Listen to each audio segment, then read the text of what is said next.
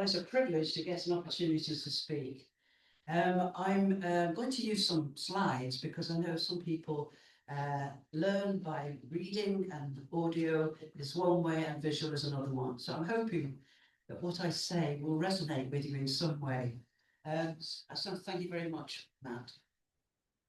So that's who I am on the left, and I started out as president of the Federation of Congregational Ordered Churches back in May last year, 24.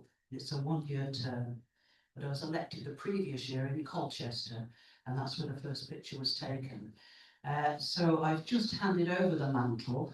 You actually get a badge, a CF, a silver badge that you wear, and I've handed it over to Reverend Caroline Stott, who is pictured there at the bottom. On the right-hand side. So that was the National Assembly, and that took place in Nottingham this year. We'll go through quite quickly. Who am I? Somebody said to me once, "Oh, you never put anything in your slides about who you are." So there I am. I've got that picture with the two old ladies with their hats on my mantelpiece at home. Great prayer warriors, my granny and my auntie. And I thank God for all the investment of hours that they put into our family praying. My mom's 99, not out, still going strong. She'll be hopefully 100 in December, God willing. My father's passed away, but he was really the driving force behind my faith and that of the rest of my family. Many of them have strayed now, but myself and I have a twin sister, we're still going strong with the Lord.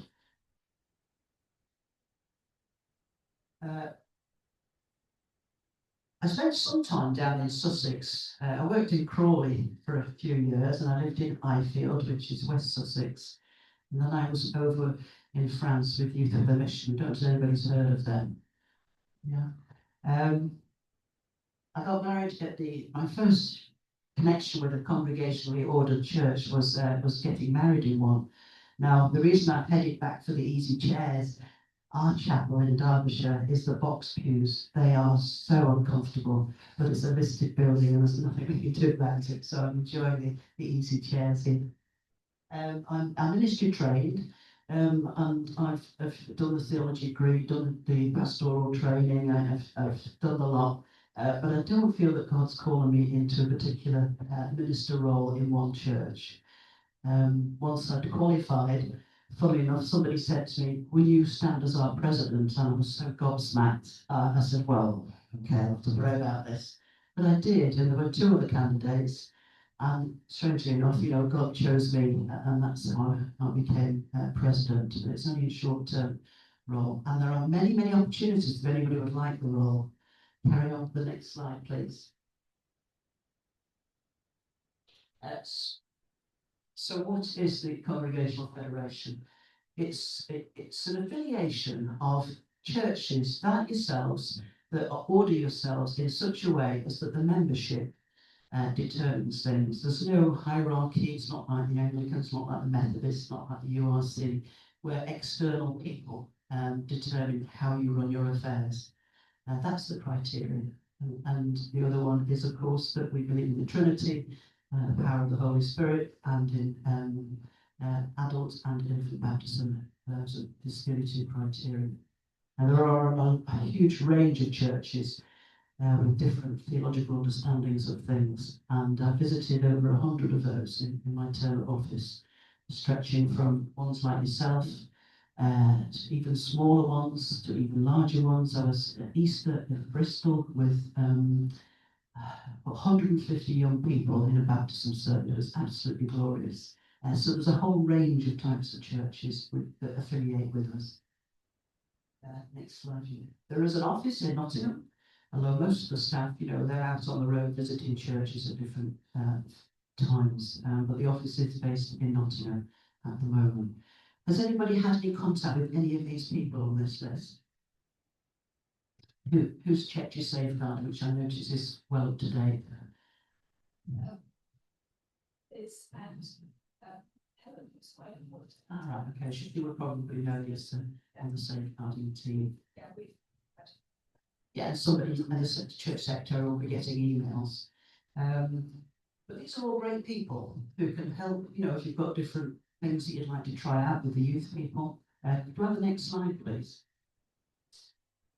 There's a new resource. I liked what I heard about you were going to do you've done work on discipleship. We've just finished writing a resource on All for Jesus, Jesus for All, and that will be launched. And it's September, end of September. And it can be used in Bible studies, it can be used as a preaching resource. There's another one called Go Out, Go Wonder, Go Worship, and that's a new one that's been written about being in nature and how we can, you know, how we can worship outside, not necessarily always indoors. Property advice, you know, we have somebody that's qualified on property matters. There's lots of different ways, you know, a lot of our churches, if they're really just a handful of people and quite elderly, they want somebody to hold the trust deeds for them, so the office does that as well. Lots of different ways the Federation can help. Next slide, please.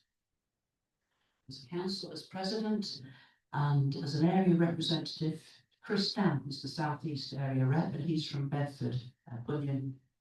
And Janet Woodden's been a past president. She's quite big in the South East as well. We meet twice a year in a different location, and the role of the president is to feed into that. What is it that the churches are needing? How can we develop some resources? And the discipleship one as a result of that as well. Next slide, please. As I say, the role of the president is not to speak on behalf, thank goodness, of our churches. You know, like in some of the other positions of moderator in different denominations, they speak on behalf with one voice, but our churches are all totally independent, so nobody speaks on your behalf. But we go around and we visit and we listen and we hear and we try and feed in, you know, how can we help? Pulpit supply is obviously one of them, and the president will represent you. I've been on a trip to South Africa, to Greece recently, representing the Federation at ecumenical gatherings. Next slide, please. I don't want to take up all the service, but there's a lot to say, but I'll just speed you through it. My theme has been to hear the word of the Lord, and to me that's the most important thing that we've got to do. However we hear that word, if we're not hearing from God, then we're actually wasting our time. So my theme has been to try and encourage people to hear what God is saying in all of our different churches, because it'd be a different word for each gathering. Slide, please. I spent a lot of time in Wales. Next slide, please. I've been up to Scotland 10 times. Visited Shetland, who had not had a visit in 10 years by a president, so I've put that at the top of my list. Gloriously, we had good weather, two or 3 days. Next slide, please. Do you have any relations with any of the other churches in the area? There's 28 other ones. Does anybody attend the area meeting? No. Well, that's a way of fellowship and networking, and they're held in different locations. Chris Stamp, as I say, in Bunyan Church in Bedford, he's the coordinator, the chair of the area. It's just a way of fellowshipping and finding out what's going on with other independent churches in the area. Next slide, please. I've done loads of stuff. The role of president is to visit churches, to listen, to be in the pulpit, but I've done a lot of Zoom meetings. We've had quite a lot of staff changes. We have prayer sessions with us, Bible studies on a Monday afternoon. There's a whole range of things that you can do. It's a really great job if anybody wants it. One of the bit of gift for you here is in order to promote the theme, I've made up these bookmarks. I've had them made up. Hear the word of the Lord, so the Old and the New Testament. Pleased to hear the Old Testament reference today. So those are bookmarks that are going out. And I did colouring books, they've all gone with scriptures in, you know, for people to use in hospital or care homes and doodling. And also, do you get copies of the Refresh magazine? Each church should get one.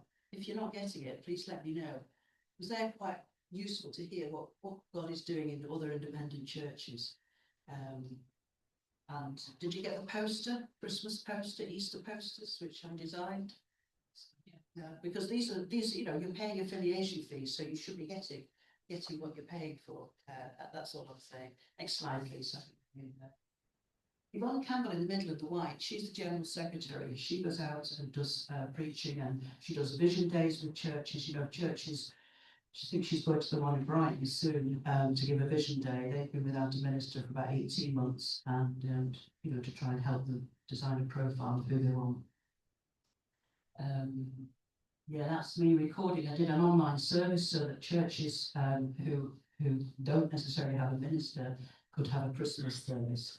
So I went round quite a few of the 1662 original buildings and asked them to record a reading or a hymn, you know, a carol, and I put it together with the technical team in Nottingham, and that's available online still if anybody wants it. So it's all these sorts of things that can help our churches. Next slide, please.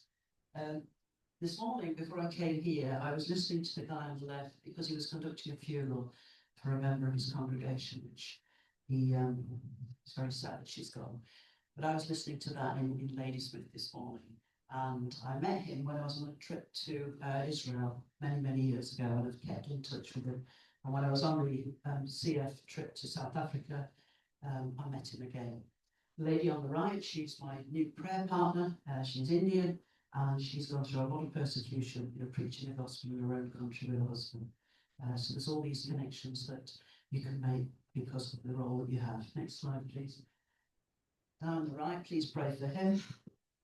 He's the president of the Armenian Protestant Church in Syria. He was on the trip to Greece as well, and he gave a great testimony about, you know, how would we cope if we were in Syria? A lot of the ministers have fled and gone, but he's staying put, and you know that takes guts. And the Spirit of God is upon him, and he really is a powerful testimony. Next slide, please. Another thing that you do is there's a annual meeting of the Reformed churches at Lambeth Palace, and sharing churches together. He's a very strong supporter of the Federation of Congregational Churches as well. I think we're nearly there now. Is that it? Yeah.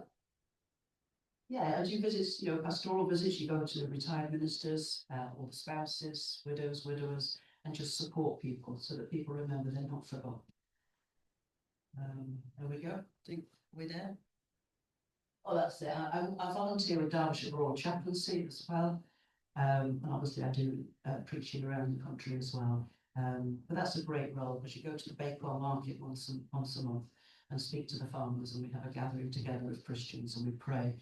We then disseminate into the market, and then we come back and intelligence gather about what's going on in the farming community. And I think we're there. That's it. Yeah. So it's been a joy to have the role, but also it's been an eye-opener because a lot of churches are not aware that there is a president that can come and speak to you about resources that are available. And I'll leave these at the back if you'd like them. I hope I won't take them too much time. No, that's fine.